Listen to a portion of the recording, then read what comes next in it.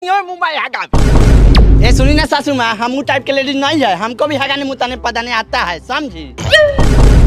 सासू माँ क्यों माई जी? अरे माई जी हो का चाहे बाई जी, जे मारी हमरा भाई के वो याद करी अपना नानी दाई के। हाँ।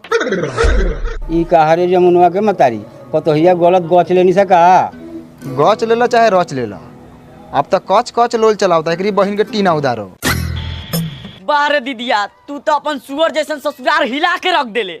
मऊ के लकड़ी का रे मुंह न तो पा न तो मुंह दिखाई में हमारा भाता का जूझ ले ली है।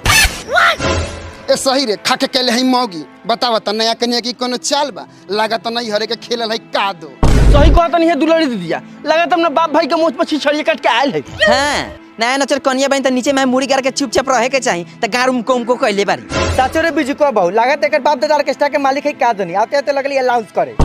ए टोनी के अपन भाषण अपना भातरा के सुनाइए, हमें लेके खतरा और रखते ना।